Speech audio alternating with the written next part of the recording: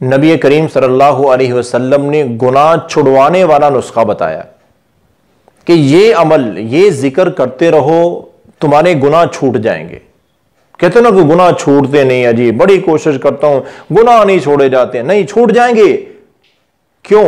کیونکہ اللہ کے محبوب پیغمبر صلی اللہ علیہ وسلم خود فرما رہے ہیں کہ یہ عمل کر لو، گناہ چھڑا دے گا، یہ عمل تمہارے گناہ چھڑا دے گا۔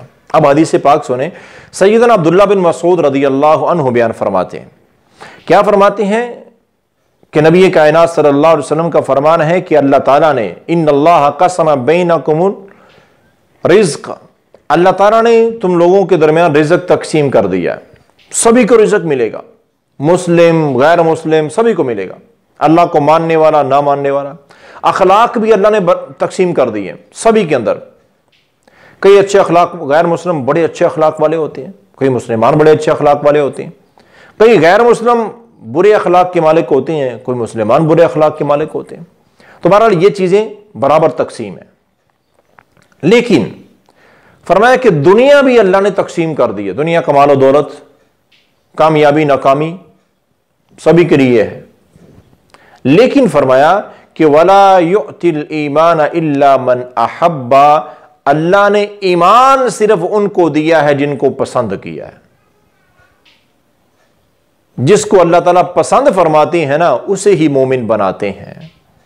تو بھائیو، یہ اللہ تعالیٰ کی پسند ہے، اور ہم اللہ تعالیٰ کے پسندیدہ لوگ ہیں کہ اللہ نے ہمیں ایمان جیسی دولت عطا فرمائی، اللہ نے ہمیں مومن بنایا ہے، مومن مسلمان کے گھر اللہ نے ہمیں پیدا کر دیا۔ یہ اس بات کی بہت بڑی علامت اور دلیل ہے کہ اللہ تعالیٰ کو ہم سے محبت ہے۔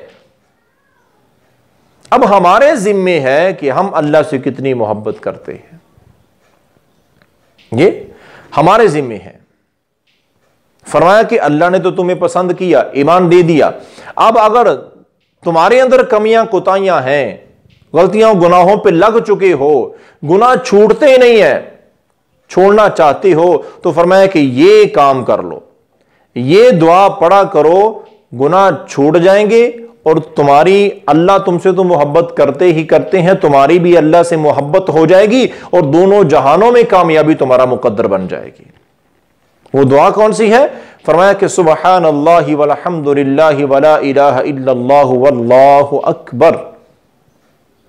یہ دعا جو بندہ گناہ چھوڑنا چاہتا ہے اسے چاہیے کہ یہ دعا اتنی کثرت سے بڑے، گننا نہیں ہے۔ ایک تو یہ عادت بن چکی نا، جو بھی ذکر بتایا جائے نا تو کہتے ہیں جی میں نے ایک تسبیح 100 بار پڑھ کے سارا دن منہ بند کر لیتے ہیں کہ ذکر کرنا ہی نہیں ہے۔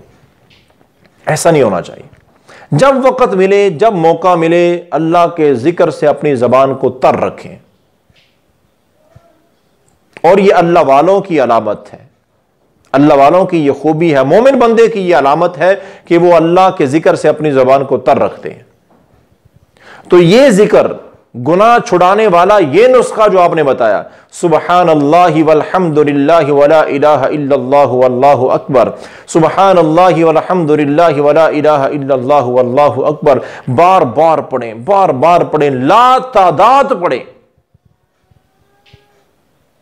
تو انشاءاللہ اللہ کے فضل و کرم سے، اللہ کی رحمت سے، جو گناہ آپ چھوڑنا چاہتے ہیں اس گناہ کے بارے میں آپ کے دل میں ایسی نفرت بیٹھ جائے گی کہ وہ گناہ کرنا تو دور کی بات، کوئی اور بندہ بھی اس گناہ کا نام لے گا تو آپ کو اس سے نفرت ہونے لگ جائے گی۔